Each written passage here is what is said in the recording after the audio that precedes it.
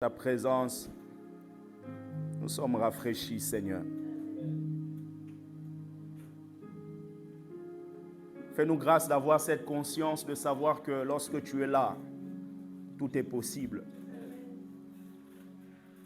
La Bible déclare ce qui est impossible aux hommes est possible à Dieu. Seigneur, quelle est cette porte qui était fermée et qui a refusé de s'ouvrir au-devant de toi? Il n'y en a pas. Toutes les portes fermées peuvent entendre la voix de Jésus-Christ de Nazareth. Seigneur, merci pour ta présence. Nous voulons t'apprécier à ta juste valeur parce que tu es notre Dieu, notre Père. Nous t'acclamons. Nous t'acclamons, Jésus. Est-ce que tu peux faire mieux que ça? Nous t'acclamons, Yahweh, nous t'acclamons, Père. Nous t'acclamons, El Shaddai, nous t'acclamons, Jéhovah Shammah. Au nom de Jésus. Nous disons tous ensemble, Amen. Amen. Merci, asseyez-vous. Que Dieu vous bénisse. Alors, bonjour tout le monde.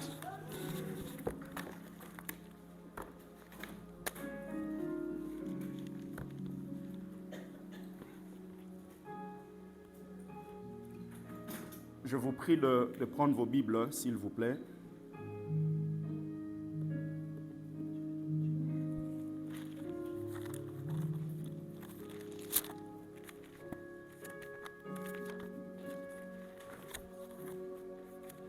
Nous allons lire plusieurs textes, 3 textes.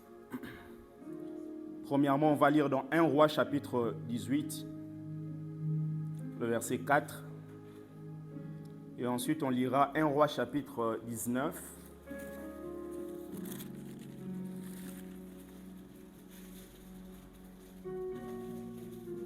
Un Roi chapitre 19, du verset 11 au verset 14. Et on va terminer avec Exode chapitre 3, du premier verset au verset 10. Prenons 1 Roi chapitre 18, s'il vous plaît. 1 Roi chapitre 18.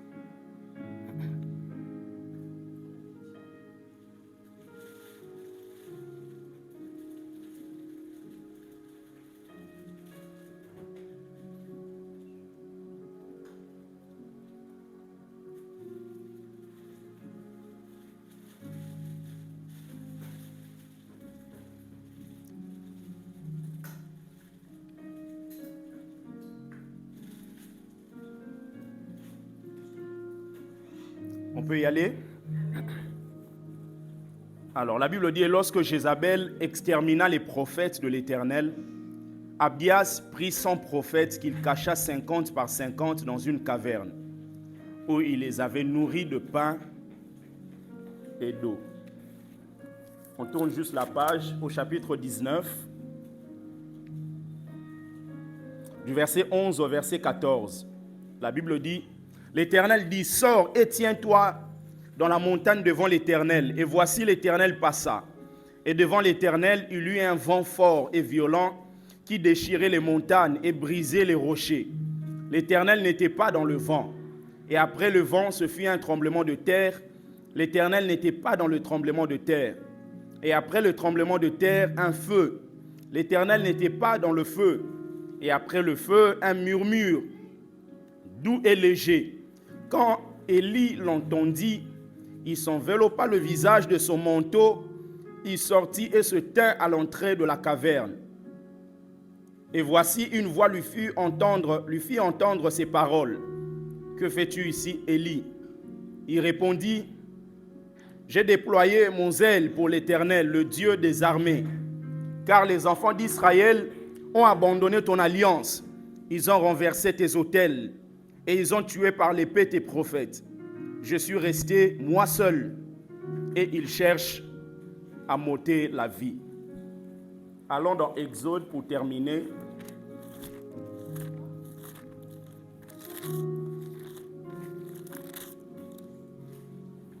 Exode chapitre 3.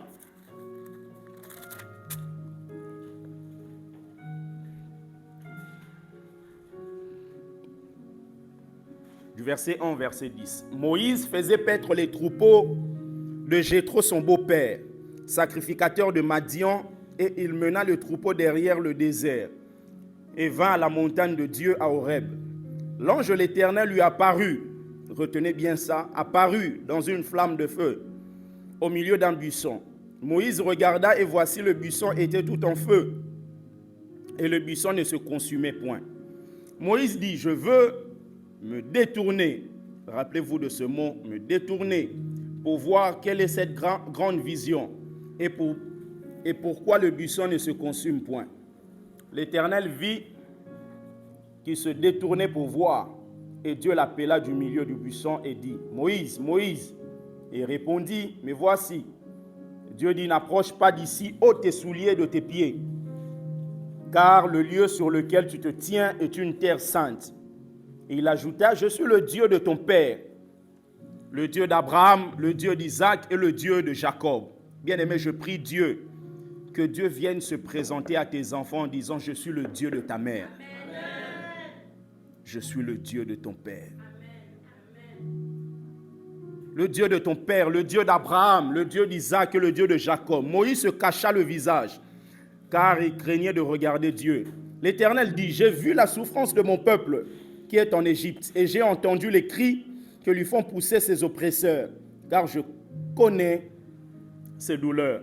Je suis descendu pour le délivrer de la main des Égyptiens et pour le faire monter de ce pays dans un bon et vaste pays, dans un pays où coule le lait et le miel, dans les lieux qu'habitent les Cananéens, les Essiens, les Amoréens, les Phérésiens, les Éviens et les Jébusiens. Voici les cris d'Israël sont venus jusqu'à moi, et j'ai vu l'oppression que leur font souffrir les Égyptiens. Le verset 10, maintenant va, je t'enverrai auprès de Pharaon et tu feras sortir d'Égypte mon peuple, les enfants d'Israël. Amen.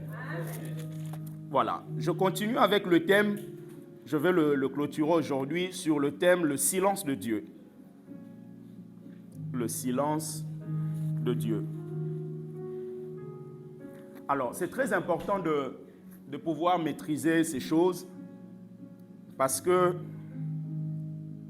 le but d'un enseignement, c'est toujours de nous emmener à pouvoir ressembler davantage à celui qui est notre Seigneur Jésus-Christ de Nazareth. Et c'est important de pouvoir comprendre ce que la parole nous dit afin de pouvoir l'appliquer. Le dimanche passé, bien aimé, on a vu l'histoire d'Abraham. On a vu que Dieu a appelé Abraham, lui a dit, Abraham, sors de ta patrie, de ta famille, va dans le lieu où moi, Dieu, je te montrerai. Dieu a commencé une alliance avec Abraham. Et Abraham n'est pas n'importe qui dans la vie de foi, parce que c'est notre père dans la foi. Et Abraham, son appel est un peu comme l'image de l'appel au ministère. Parce que vous avez toujours deux appels qui marchent côte à côte. C'est l'appel au salut et l'appel au ministère. L'appel au salut, c'est l'appel qui te concerne et qui concerne ta famille. La Bible dit, viens à Jésus-Christ, tu seras sauvé toi, mais aussi ta famille. C'est la raison pour laquelle l'appel de Noé, c'est un appel qui est l'image de l'appel au salut. Parce que Noé ne devait pas entrer dans l'arche tout seul. Il devait entrer dans l'arche avec sa famille. C'est la raison pour laquelle lorsque vous avez cet appel, l'appel au salut, il faudrait que vous compreniez que Dieu ne vous a pas appelé pour que vous restiez seul. Il vous a appelé afin que votre famille puisse aussi venir avec vous. Et l'appel d'Abraham, c'est l'appel au ministère. L'appel au ministère, ce n'est pas l'appel au salut, c'est l'appel au service. Et justement, Dieu, lorsqu'il vous appelle dans un service particulier, le but de Dieu, c'est que vous puissiez emmener tous ceux qui ont le même Dieu que vous, tous ceux qui ont la même vision que vous, tous ceux qui ont la même compréhension que vous, tous ceux qui voient dans la même direction que vous. C'est pour cela qu'Abraham ne devait pas prendre la famille, mais il devait laisser la famille. Si Dieu m'appelle dans la dimension du salut, je dois faire en sorte que ma famille vienne avec moi.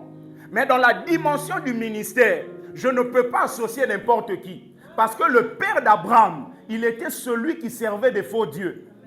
Dans Josué chapitre 24, la Bible nous montre que la famille d'Abraham était une famille idolâtre. Si ma famille est une famille idolâtre, en acceptant Christ dans la dimension du salut, je dois faire en sorte que ma famille vienne à Christ. Mais si je suis appelé au ministère, si ma famille n'accepte pas le même Dieu que moi, ma famille n'a pas sa place tout autour de moi. C'est la raison pour laquelle c'est important. Et le service là peut englober tous les autres services. Dieu peut t'emmener à voir des sociétés. Et dans ces sociétés-là, tu ne dois pas prendre des gens juste au nom de membres de famille. Tu dois les prendre par rapport à la révélation qu'ils ont de la vision que toi tu as déjà. C'est la raison pour laquelle il y a des familles qui se divisent. Pourquoi? Parce qu'on met la famille au devant alors qu'il s'agit du service. Ma famille, tu veux prier avec moi pour que tu aies le salut? Viens avec moi, je t'amène à l'église, je t'emmène dans une réunion, je t'emmène dans une convention. Mais quand il s'agit d'un service particulier, il faudrait que je prenne des gens qui voient dans la même direction que moi. C'est important. Abraham, Dieu l'appelle pour essayer d'aller vite. Abraham a eu des promesses. On a vu que Dieu est le Dieu de promesses. Dieu a promis à Abraham qu'il va le visiter et avec Sarah, ils vont avoir un enfant. La promesse commençait à prendre du temps. Qu'est-ce que Agar a fait? Agar a proposé à Abraham d'aller, Sarah a proposé à Abraham d'aller prendre Agar. Et finalement, lorsque Agar met au monde, Abraham a 86 ans. On a vu le dimanche passé. 86 ans d'Abraham vient dans Genèse chapitre 16, le dernier verset. Maintenant, le verset qui suit, c'est le verset du premier chapitre de Genèse 17. Le premier verset du chapitre 17. Donc, Abraham a un enfant avec Agar à 86 ans. Et c'est à 99 ans que Dieu vient parler à Abraham. On a vu que pendant 13 ans, moins 9 mois, Dieu n'a pas parlé à Abraham. C'est-à-dire que le ciel était fermé dans le parcours d'Abraham. Le silence de Dieu s'est opéré dans la vie d'Abraham. Comment vous pouvez rester avec Dieu, marcher avec Dieu, mais ne pas l'entendre pendant 12 ans? Cela veut dire que le ciel est fermé. Et on a vu que quand le ciel s'ouvre, l'une des particularités du ciel ouvert, c'est que Dieu vous parle. Jésus, allant se faire baptiser, la Bible déclare que le ciel s'est ouvert, le Père a dit, celui-ci est mon fils bien-aimé en qui j'ai mis toute mon affection. Bien-aimé, qu'est-ce que tu vis actuellement? Le ciel ouvert ou le ciel fermé? Et le ciel se ferme quand? Lorsque nous pensons que nous sommes plus intelligents que Dieu, lorsque nous pensons que nous pouvons prendre les choses en main. Dieu, la promesse était là, la promesse de Dieu était là. Mais Sarah a donné un raccourci à Abraham. Bien aimé, les raccourcis tuent les gens. Les raccourcis brisent des destinées. Les raccourcis brisent les parcours. Vous allez voir, quelqu'un a des promesses, même en tant que serviteur de Dieu, pasteur, des promesses de pouvoir diriger une église peut-être de 1500 membres. Mais finalement, quelqu'un voit que ça tarde. On lui propose un raccourci. Touche au fétiche. Combien de pasteurs ont touché au fétiche? Combien de pasteurs, quand ils t'imposent les mains, tu ne reçois pas la bénédiction, mais tu reçois la malédiction? Le peuple d'Israël, quand il péchait, il fallait prendre un bouc qu'on appelle le bouc Azazel. Et Azazel en hébreu signifie émissaire. C'est la raison pour laquelle le mot bouc émissaire est venu de là. Parce que quand on dit bouc émissaire, c'est quelqu'un qui prend à la place des autres. Ce mouton, ce bouc n'avait rien fait. C'est le peuple qui avait péché, mais le sacrificateur imposait ses mains sur ce bouc et libérait tous les péchés des enfants d'Israël. Et ce bouc était relâché dans le désert. Les mains peuvent transmettre la bénédiction, peuvent aussi transmettre la malédiction. On avait une sœur comme ça à l'église. Le jour où elle est partie elle participait à une convention, il y a un homme de Dieu qui lui a imposé les mains. Depuis ce jour-là, ses affaires ont fait comme ça. Elle ne comprenait plus rien. Et il a fallu que Dieu révèle pour que nous puissions faire un travail pour pouvoir rétablir cette sœur-là par rapport à la bénédiction qui était dans sa vie.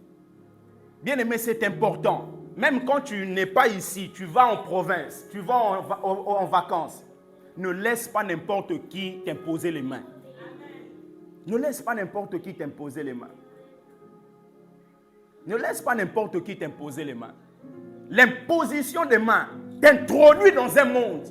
Ça peut t'introduire dans le monde de Dieu.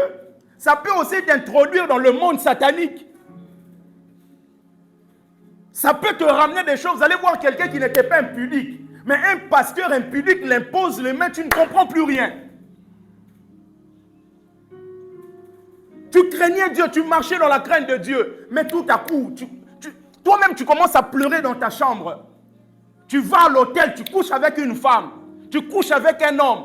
Mais quand tu finis, tu pleures. Mais le jour d'après, tu changes un autre homme. Tu vas, tu fais la même chose. Pourquoi? Parce que l'imposition des mains a transmis des choses négatives. Bien-aimé, je prie Dieu que le Seigneur te préserve à tout moment. Amen. Abraham a vécu ce ciel qui a été fermé. Et finalement, Dieu, comme il est miséricordieux, il est venu, il a parlé à Abraham. Il a dit, Abraham, je suis le Dieu Tout-Puissant. Tiens-toi devant ma face et sois intègre. C'est l'intégrité qui te permettra d'être introduit dans ta vraie bénédiction. C'est l'intégrité. Le silence de Dieu,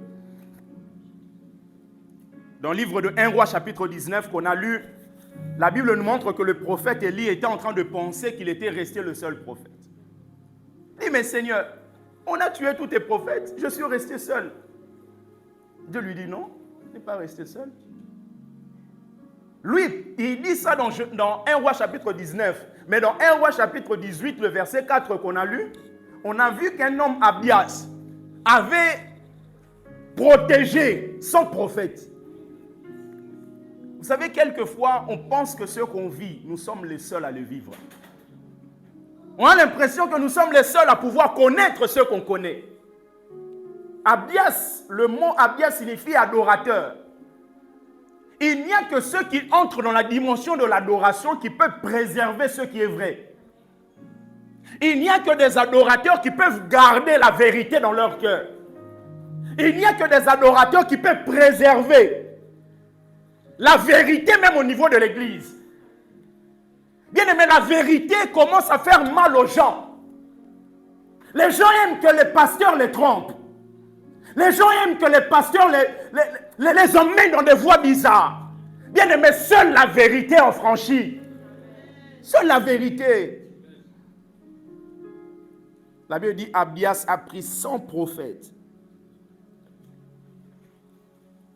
Parce que le prophétique authentique n'est pas réservé aux sensations.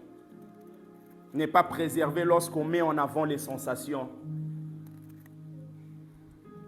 Mais le prophétique authentique est préservé par un cœur disposé à élever Dieu malgré toutes circonstances.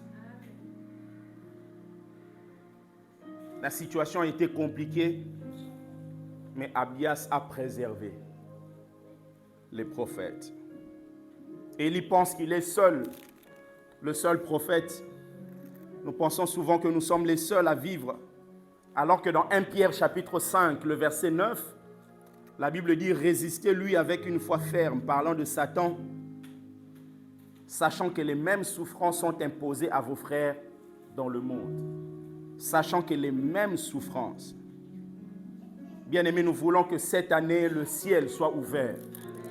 Nous avons dit que le ciel ouvert est un type de vision où vous avez l'impression qu'il y a un trou dans le ciel. Un trou semble apparaître dans le ciel que l'on voit. Le monde céleste s'y dévoile à vous. et quelque chose de la réalité céleste de Dieu se donne à voir. Le ciel ouvert vous permet d'entendre la voix de Dieu. Parce que la parole de Dieu, c'est la richesse que Dieu nous a donnée. La parole de Dieu, c'est la richesse. Au commencement, ce n'était pas l'argent. Au commencement, ce n'était pas les biens matériels. Au commencement, ce n'était pas le mariage. Au commencement était la parole. Au commencement était la parole. Dieu n'a pas fait venir à l'existence des choses par l'argent. Il n'a pas eu besoin de dollars. Il n'a pas eu besoin d'euros. Dieu a eu besoin de sa parole. Donc, si tu t'accroches à la parole, même si tu manques des choses, tu finiras par les avoir. La parole. La parole change les habitudes de quelqu'un. La parole change les situations. La parole change même l'attitude. Même avec les enfants, vous dites à un enfant, ok, je sors, je ramène un bonbon, sois sage. Vous allez voir que même son attitude va changer. L'attitude change pourquoi? Il n'a pas vu le bonbon, mais la parole qui a été libérée change même l'attitude de l'enfant. Si la parole d'un humain peut changer même l'attitude de l'enfant, bien aimé, à combien plus forte raison la parole qui a été faite chair, Jésus-Christ de Nazareth. Jésus-Christ de Nazareth. La parole de Dieu est un médicament. Vous le voyez dans Proverbes chapitre 4, du verset 20 au verset 24. Le verset 22 dit, le verset 20 dit, « Mon fils, sois attentif à mes paroles, prête l'oreille à mes discours, qui ne s'éloignent pas de tes yeux, garde-les dans le fond de ton cœur, car c'est la vie pour ceux qui les trouvent, c'est la santé pour tout leur corps. » La santé pour tout leur corps. La parole de Dieu est un médicament. Le mot santé en grec, c'est marp. Marp signifie médicament. La parole de Dieu est un médicament. Un médicament qui a une particularité. Vous savez, vous ne pouvez pas prendre le chloroquine pour toute forme de maladie. Hein. Vous ne pouvez pas faire ça. Il n'y a pas un médicament où n'importe quelle maladie, vous pouvez le prendre. Non. Mais Jésus-Christ est un médicament qui soigne toute forme de maladie. Quelqu'un peut avoir un problème au niveau de ses reins ici. D'autres avoir des problèmes au niveau des cœurs, au niveau de la tête. Mais le seul nom de Jésus, Jésus qui a été fait chair, la parole, le médicament, a la capacité de guérir en même temps en Espagne et en même temps aux États-Unis. La parole de Dieu. Et ce médicament se présente à nous sous forme des apparitions. C'est pour cela, lorsque tu regardes un peu comment les gens fonctionnent, vous pouvez réaliser que les gens ne connaissent pas vraiment Dieu, quoi. Des fois, il y a des gens qui ne font que voir des sorciers, qui ne font que voir les agents du monde de ténèbres. Bien, mais comment vous pouvez être membre de l'armée ukrainienne et passer votre vie à ne voir que des soldats de la Russie? Hein, prophète Alain? Vous êtes membre de l'armée ukrainienne, mais toute votre vie, j'ai vu tel soldat, j'ai vu tel soldat. À un moment, on peut penser que vous n'êtes pas en Ukraine. Vous êtes là-bas. Parce que si vous faites partie de l'armée de Dieu, c'est vrai, par révélation, vous pouvez voir les membres des autres armées. Mais vous devez d'abord être conscient de ceux qui sont membres de votre armée. Or, dans cette armée, il y a des anges. Comment les apparitions des anges ne viennent pas dans ta vie? Mais il n'y a que des apparitions des sorciers et des démons. Un moment, on finira par dire que tu ne fais pas partie de notre camp. Bah oui. Bien aimé, sois conscient du monde spirituel et comprends les alliés que Dieu t'a donnés. Tu n'es pas conscient de ceux qui sont avec toi. Tu penses que tu vas vaincre ceux qui sont loin de toi. Tu vas perdre. Parce que la première des choses, c'est de savoir la force que tu as. Parce que la force que tu as va te donner une garantie afin de pouvoir affronter toute forme de situation. Et en regardant la vie de Moïse, on voit que Moïse était prince. Il était là, on le servait. Mais finalement, Moïse est parti chez Jéthro, son beau-père. Et il était en train de paître les troupeaux. Il a fui l'Égypte. Il est parti au pays de Madian. Et pendant qu'il était en train de paître les troupeaux, la Bible déclare qu'il y a eu une apparition. Il y a eu une apparition. Vous savez, les apparitions, ce sont des réalités spirituelles. Pendant qu'il était en train de pouvoir paître les troupeaux, il y a eu une apparition. Bien-aimé, en cette année, je prie Dieu que tu aies des apparitions angéliques. Amen. Amen. Que Dieu te fasse grâce d'avoir des apparitions. Moïse faisait paître le troupeau de Jéthro, son beau-père, sacrificateur de Madian. La Bible dit, et il mena le troupeau derrière le désert et vint à la montagne de Dieu à Horeb. L'ange de l'Éternel lui apparut dans une flamme de feu. Quand on dit l'ange de l'Éternel dans l'Ancien Testament, c'est l'image de Dieu lui-même. Parce que lorsqu'on dit l'ange de l'Éternel, vous allez voir au verset 3. Au verset 3, il est écrit quoi?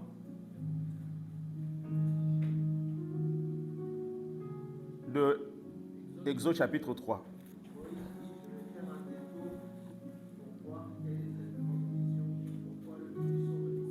Oui, après? Ah, tu peux même t'arrêter là. On parle de l'ange de l'Éternel au premier verset, deuxième.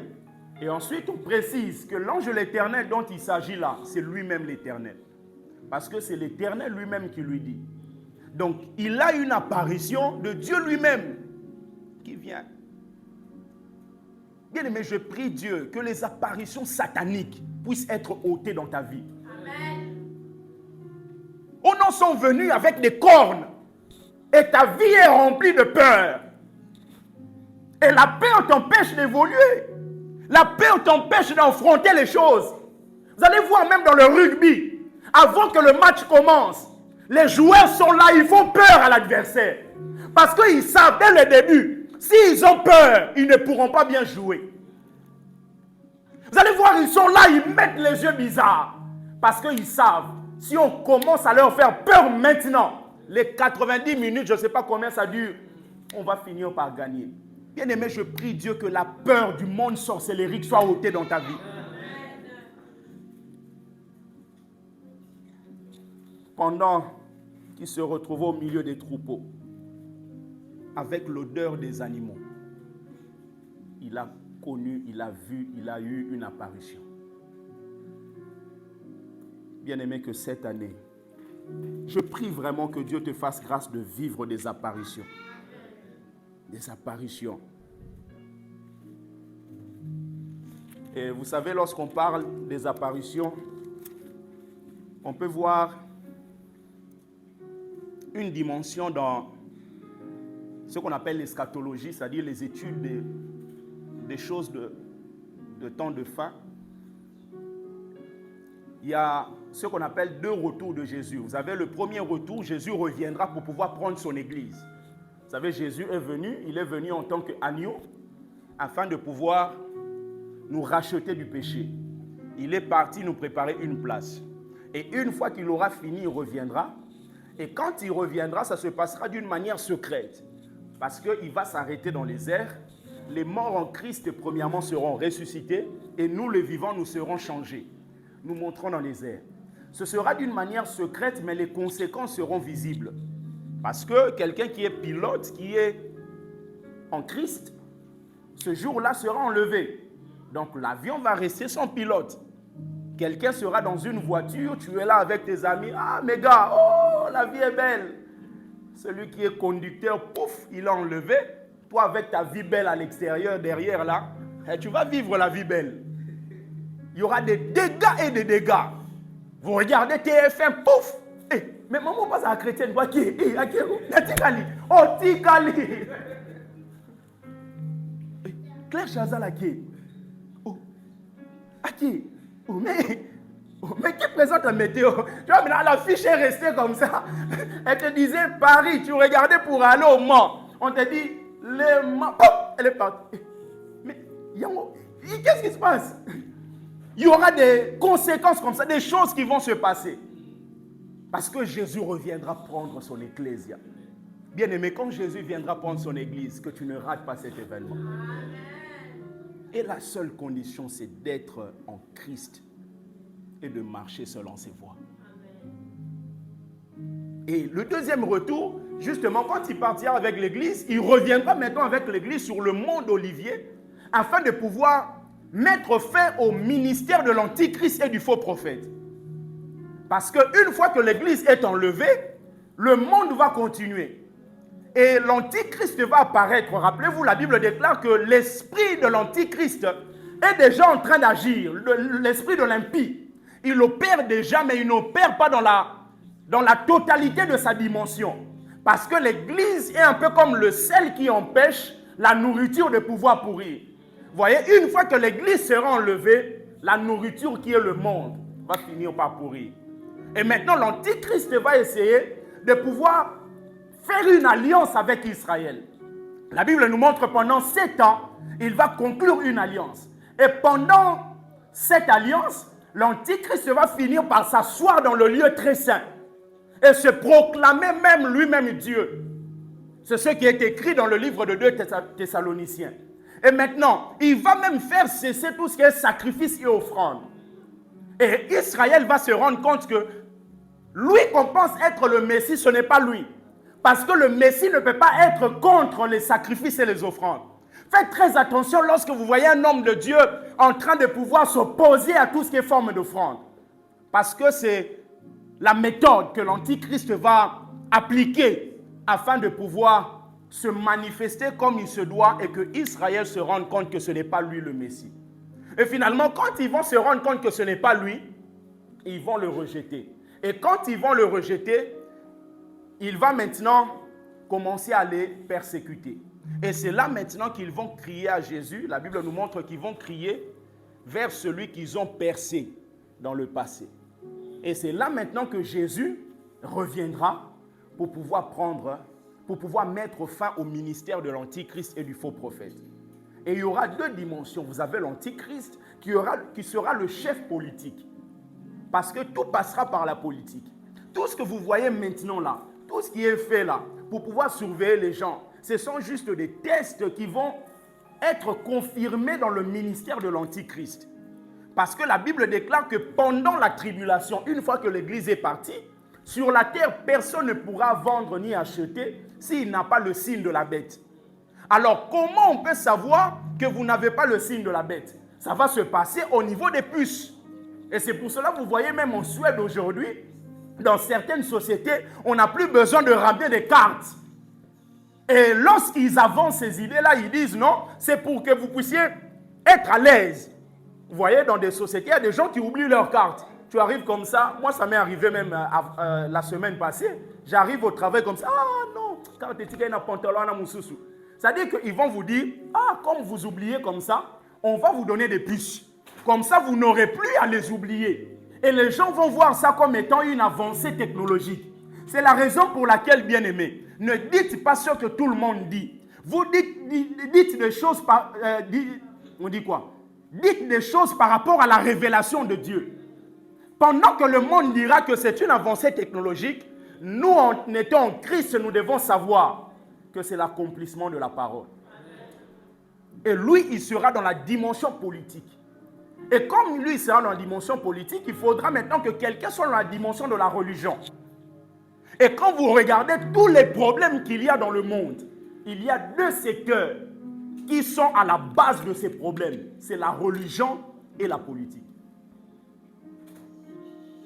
La religion essaye de pouvoir ramener des problèmes, mais la religion n'arrive pas. C'est pour cela que Jésus, quand il est arrivé, il n'est pas arrivé pour établir une religion. L'homme au jardin d'Éden n'a pas perdu la religion. L'homme avait perdu le royaume. C'est pour cela que vous allez vous rendre compte que Jésus, quand il reviendra, il ne reviendra pas pour établir n'importe quelle nation. Il reviendra pour rétablir le royaume. Le royaume sur terre. Et maintenant, le faux prophète, il va pousser les gens à adorer l'antichrist. Pousser les gens à adorer l'antichrist. Parce que lui, il sera le chef religieux qui va pousser des gens à adorer le chef politique. Quand vous voyez la religion, entre guillemets, commence à prendre des tournures bizarres avec la politique, dites-vous, nous sommes dans la fin des temps. Nous sommes réellement dans la fin des temps. Jésus est au point de pouvoir revenir prendre son église. Et le faux prophète, lui, il sera là pour pouvoir montrer aux gens les bienfaits de celui qu'on appelle l'Antichrist. C'est pour cela que tout homme qui vous apporte des choses positives n'est pas forcément avec Dieu. Parce qu'il va ramener une forme de calme, même par rapport à la guerre qu'on connaît au niveau du Moyen-Orient. C'est la raison pour laquelle je vous emmène toujours, bien aimé, que nous soyons une église des hommes révélés. Ne dites pas juste, oh mais pasteur, s'il n'était pas de Dieu, mais pourquoi il fait ça? L'homme a la capacité de se dissimuler. La Bible déclare que Satan viendra auprès de vous comme un ange de lumière. Il n'est pas la lumière. Il n'est pas un ange de lumière, mais comme un ange de lumière. Il ne va pas rôder comme étant le vrai lion. Il va rôder comme un lion. Il est en train de prendre une posture. Et je prie Dieu que tes yeux ne soient jamais fermés.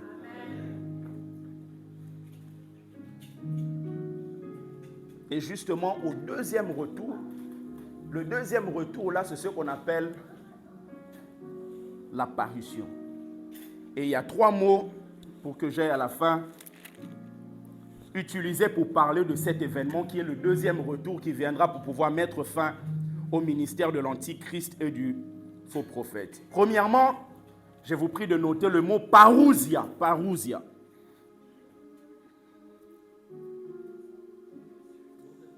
P-A-R-O-U-S-I-A. P-A-R-O-U-S-I-A. C'est parousia. C'est en grec. Ce mot signifie 2 choses. La première chose, ce mot signifie la présence. La présence. Parousia signifie premièrement la présence. Bien-aimé, qu'en cette année, la présence de Dieu soit tangible dans ta vie. L'apparition dans la dimension de parousia, c'est la présence. Notez un texte pour appuyer ce que vous pourrez même dire ou enseigner quelqu'un d'autre. Philippiens chapitre 2, le verset 12. Philippiens 2, le verset 12. La Bible dit ainsi, mes bien-aimés, comme vous avez toujours obéi, travaillez à votre salut avec crainte et tremblement, non seulement comme en ma présence. Et le mot présence là, c'est dans la dimension de parousia. Cette présence, c'est un peu comme la présence physique.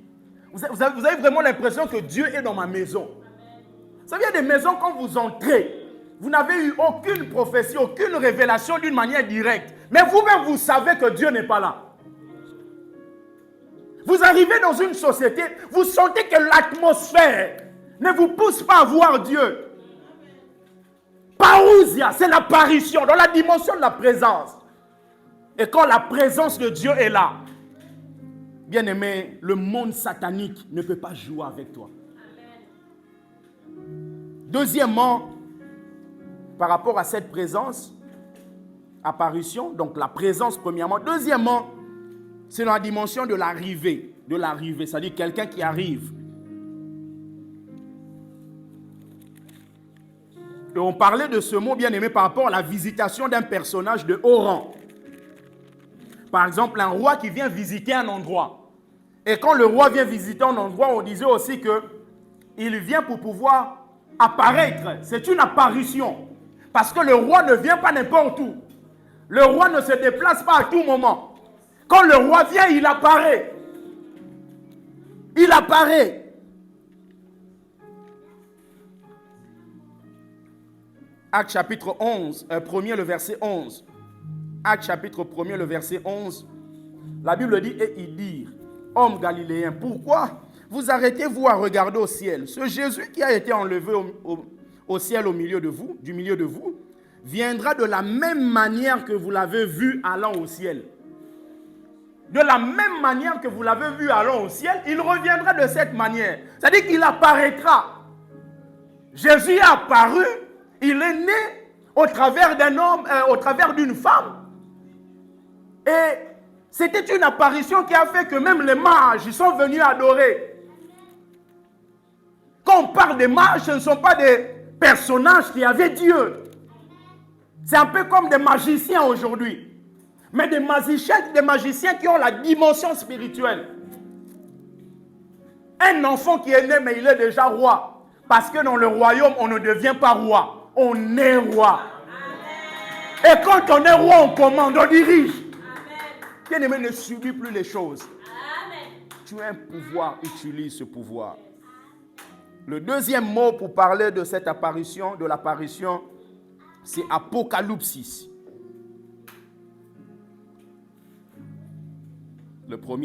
Deuxième Apocalypse. Donc Apocalypsis en grec. Apocalypsis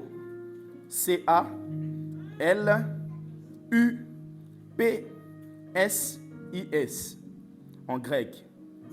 Apocalypse signifie révélation ou dévoilement. Dévoilement ou révélation. Révélation. Révélation qui vient parce que il y a des mystères. Et le monde spirituel est un monde de mystères. Et comme c'est un monde de mystères, il faut que vous ayez la révélation, le dévoilement. Parce que le monde de Dieu, c'est un monde de secrets. C'est pour ça que vous allez voir que Jésus, quand il donnait les paraboles, il donnait des paraboles que les gens n'arrivaient pas à comprendre. Parce que ce sont des mystères. Et des mystères qui demandent à ceux que vous ayez le dévoilement. Apocalypse. C'est pour cela que quand on parle de livre d'Apocalypse, Apocalypse ne signifie pas la fin du monde. Apocalypse signifie la révélation. La révélation que Dieu, au travers de Jésus, par son ange, a donné à Jean. Révéler des choses à son ecclésia. Bien aimé, quand la révélation vient, bien aimé, l'ignorance tombe. Aujourd'hui, les gens sont abusés. Pourquoi? Parce qu'ils sont ignorants. Un pasteur vient chez toi à la maison, il te dit, tel que tu es là, si tu donnes 200 €, je vais te débloquer. Où avez-vous vu Dieu en train de vendre l'onction? Il faut enseigner les gens à honorer l'onction, mais pas acheter l'onction. Lorsque Philippe est descendu en Samarie, Philippe a prêché le Christ. La Bible déclare que plusieurs se sont convertis. Et avec Simon le magicien qui a fait semblant aussi de se convertir. Et il a vu que les apôtres, quand ils sont venus pour imposer l'autorité apostolique, imposer les mains aux gens recevoir l'esprit, il a dit que je vous donne l'argent afin que ce que vous faites, moi aussi je puisse le faire. L'apôtre Pierre a dit que ton argent périsse avec toi parce que tu as cru que le don de Dieu s'acquérait à prix d'argent. Les gens aujourd'hui achètent des pasteurs. Vous allez voir, quelqu'un achète des ministères. Parce qu'il donne 300 €, le pasteur ne parle plus de rien. Il y a des pasteurs qui ont la bouche fermée. Pourquoi? Parce qu'il y a une maman quelque part qui lui achète des chaussures chaque mois. Et comme cette maman a une mauvaise vie, il ne peut pas dire des choses. Parce que sa conscience est rattrapée par ce qui est fait dans sa vie. C'est pour ça que des ministères sont détruits. Les gens commencent à prêcher ce que les gens aiment entendre. Ça sert à quoi de plaire aux hommes et de plaire à Dieu? Bien-aimé, quel que soit ce que les gens peuvent faire pour toi, reste fidèle à Dieu. Amen. Fidèle à Dieu. Le dévoilement fait tomber l'ignorance. Brise les limitations. Et t'installe dans le rang des grands. Vous ne verrez jamais un grand ignorant. Que ce soit dans le monde de Dieu, que ce soit dans le monde sorcellérique ou dans le monde des sciences occultes. Vous ne verrez jamais. Quand vous voyez quelqu'un atteindre une certaine dimension, c'est parce que les mystères lui ont été dévoilés. Oui. Dans la musique, dans la politique, ceux qui n'ont pas Dieu, ils n'arrivent pas là où ils arrivent par hasard. Non. Vous ne pouvez pas arriver au 3e étage par hasard. Et pareil dans le monde de Dieu.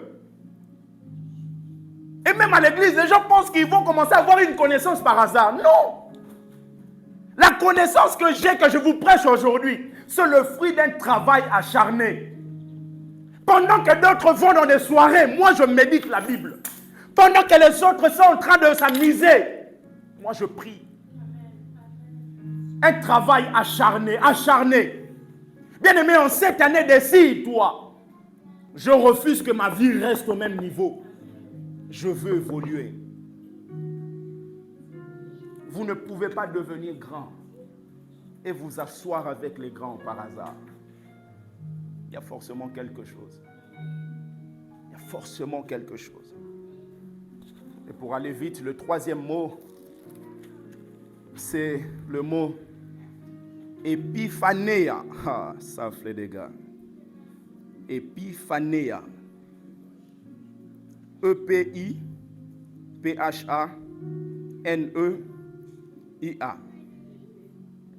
E-P-I-P-H-A-N-E-I-A. En grec signifie simplement apparition. Apparition. 2 Thessaloniciens chapitre 2, le verset 8, la Bible dit « Alors paraîtra l'impie que le Seigneur Jésus détruira par le souffle de sa bouche. » Paraîtra l'impie, épiphanéa, que le Seigneur Jésus détruira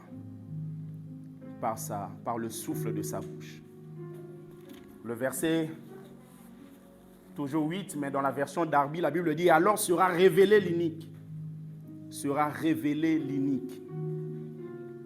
La révélation, le dévoilement, l'apparition. La Bible dit que Jésus anéantira l'impie par l'épiphanéa, l'apparition de sa venue. Il ramène l'Église et il reviendra. Juste son apparition va anéantir l'impie. Et lors de ces apparitions, bien-aimés, tout dépendra de tes priorités. Tout dépendra de tes priorités. Moïse, en train de paître les troupeaux de son beau-père, a eu une apparition. Et Dieu ne vient pas parler à Moïse quand Moïse a vu le buisson.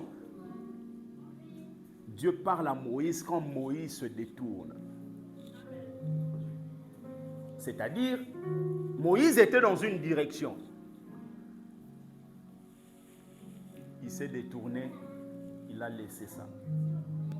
Bien-aimé, aussi longtemps qu'on ne mettra pas de côté certaines activités, certaines choses pour se détourner et entendre ce que Dieu a à nous dire, on vivra toujours le ciel fermé. Moïse s'est détourné. Il veut voir ce à quoi il a été exposé. Il s'est détourné de ce qu'il faisait, de son activité, de ses affaires, de ses moutons, de ses richesses, de ses objectifs personnels, de ses envies, de ses ambitions, de ses amis, de ses collègues, de sa famille. Dans la version Semeur, la Bible dit du verset 3, il se dit alors, je veux faire un détour pour aller regarder ce phénomène extraordinaire. Il y a des phénomènes qui sont des phénomènes extraordinaires. Mais malheureusement, dans nos vies, des phénomènes extraordinaires ne ramènent pas vraiment la joie. Les gens sont heureux quand le salaire passe. Les gens sont heureux quand on leur dit, voilà, on te prend en CDI. Les gens sont heureux pour ça. Moïse, il dit, je veux faire un détour pour aller regarder ce phénomène extraordinaire. Qu'est-ce qui est extraordinaire dans ma vie? C'est le fait d'avoir des enfants. C'est le fait d'avoir un travail. C'est le fait d'avoir un appartement, une maison, un pavillon. Ou c'est le fait de vivre le monde de Dieu? Le monde de Dieu ramène la joie. Tu vois un ange bien-aimé, c'est fantastique. C'est fantastique. Tu vois des apparitions, mais c'est extraordinaire. Les gens n'ont pas soif, c'est pour cela que certaines choses ne viennent pas. C'est la soif qui attire. La soif attire des phénomènes. La soif attire des apparitions. C'est la soif. La soif des choses de Dieu. Et Dieu a appelé Moïse quand il a vu qu'il était attiré par le feu du buisson. Il était attiré par le feu. Sommes-nous attirés par quoi?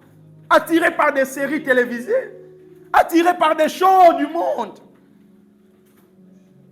Alors qu'il y a des choses beaucoup plus importantes. Dieu l'a appelé. Moïse avait l'habitude d'être là, mais ce jour-là, ce lieu n'était pas comme toute forme de lieu. Dieu lui dit, retire tes chaussures, parce que là où tu te tiens est une terre sainte. Ce sera toujours ta chambre, mais la conscience du monde des mystères fera en sorte que ta chambre ne sera plus comme avant. Ce sera toujours toi, on t'appellera toujours Jason, on t'appellera toujours Rodin. Mais le problème, c'est que la connaissance du mystère fera en sorte que les gens te voient autrement. Moïse avait compris. Bien-aimé, Dieu lui dit, le lieu sur lequel tu te tiens est une terre sainte. C'est-à-dire, c'est une terre qui a été mise à part. En cette année, que votre année soit mise à part. Mise à part.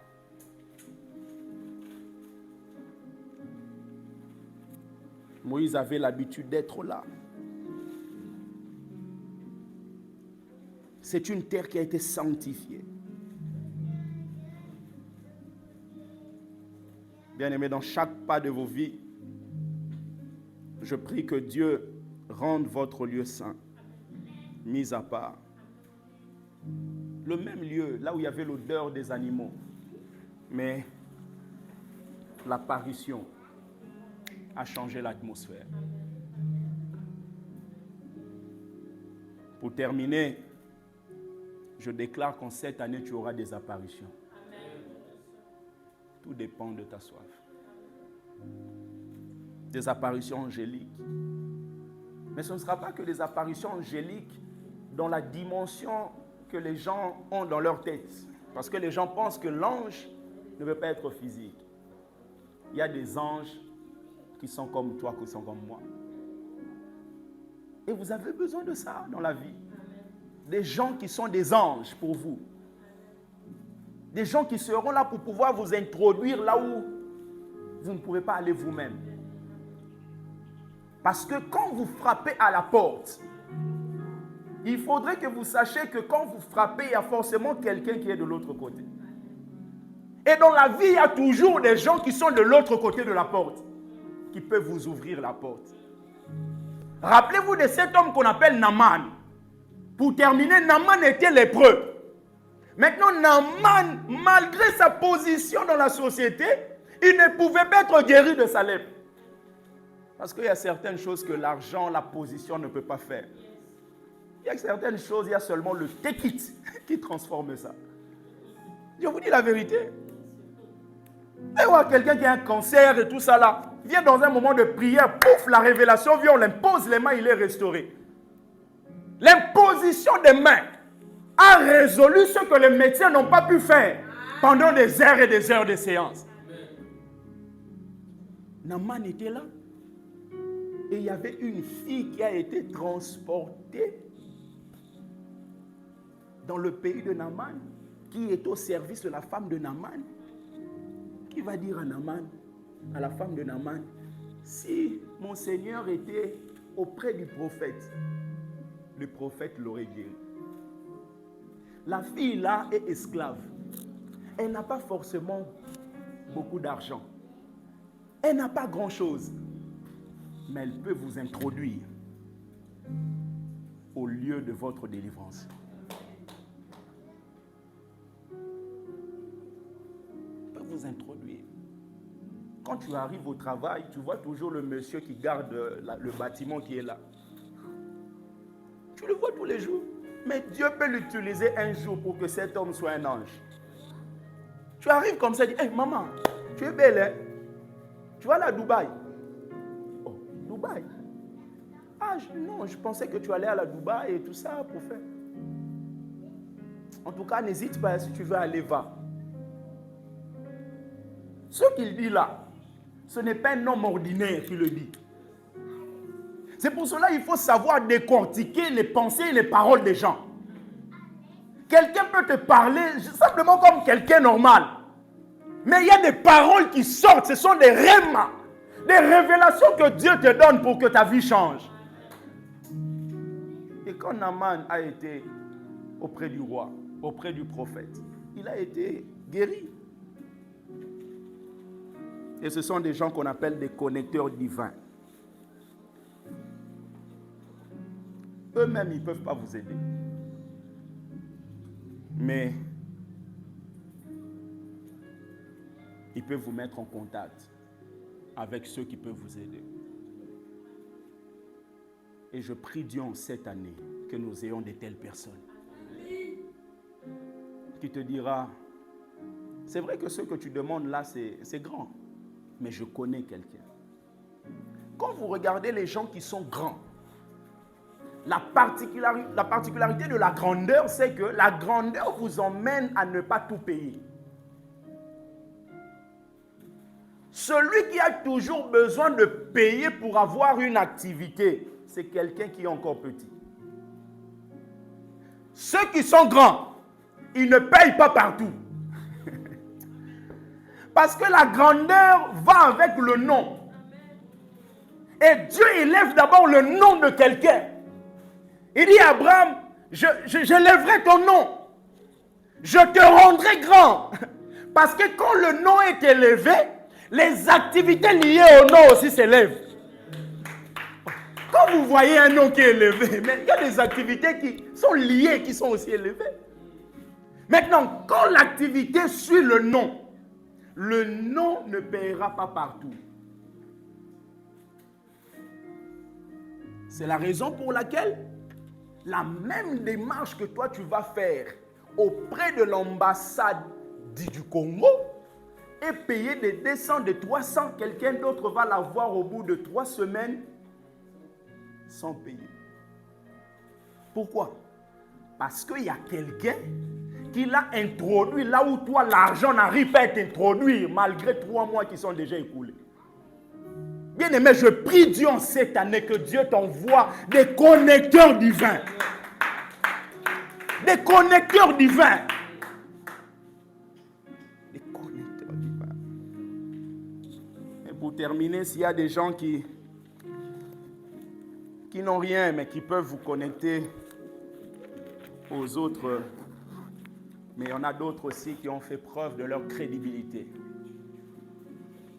Vous savez, il y a des gens, quand vous vous associez avec eux, tu peux être moins sérieux, mais on te prend pour sérieux. Parce que leur crédibilité a déjà fait ses preuves. Oui. Il y a des pasteurs, quand tu t'associes à eux, même si les gens ne te connaissaient pas, ils vont dire lui aussi il est aventurier. Mais il y en a d'autres, tu es avec eux. Malgré le fait que tu fais tes choses en cachette là, les gens disent mais si lui est un... Donc, ok, c'est bon. Il y a des contacts qui amènent le sourire. Mais il y en a d'autres qui sont comme des poisons. Il y a des gens qui ont fait preuve. Et ce sont des gens qui sont de l'autre côté de la porte. Qui peuvent te prendre comme ça vient. Ils peuvent te dire, Mehdi, tu aimes les choses de Dieu, tu veux évoluer. Mais regarde, là où je suis, je peux te prendre et te rendre. Les gens qui peuvent t'introduire. Et dans chaque catégorie, il y a ce qu'on appelle l'intronisation. Le monde des ténèbres a pris ça et a déformé ça. Mais l'intronisation, c'est simplement le fait que quelqu'un est de l'autre côté qui peut te tirer et te faire entrer. Tous ceux qui deviennent grands avec Dieu, ce sont des gens qui ont connu des intronisations. Quelqu'un qui est expert dans ce domaine qui vous prend et qui vous introduit. Bien-aimé, que Dieu te fasse grâce en cette année. Que tu rencontres des gens qui vont t'introduire. Je ne sais pas dans quelle activité tu veux te lancer, tu veux y aller, tu peux faire, mais que Dieu t'envoie des hommes qui vont t'introduire. Que tu ne sois pas quelqu'un qui va chaque fois dépenser pour avoir quelque chose. Que Dieu te donne des connexions. Que Dieu te donne des connexions. Il y a des choses, tu peux commencer une démarche, tu te rends compte que du début à la fin, tu n'as rien fait. Mais tu as eu tous les documents. Il y a quelques années, on voulait commencer une activité à Kinshasa. Et dans cette activité-là, il fallait avoir certains documents. Et vous savez, en Afrique, c'est très lent. C'est très lent, il faut introduire, mettre de l'argent. Mais bien aimé, depuis qu'on a commencé jusqu'à la fin, on n'a payé aucun euro. Pourquoi? Parce qu'il y a des gens qui nous ont introduits. Il y a des gens qui nous ont introduits. Que Dieu te fasse grâce d'être introduit au nom de Jésus. Est-ce qu'on peut acclamer le Seigneur? Est-ce qu'on peut se mettre debout? Nous voulons prier.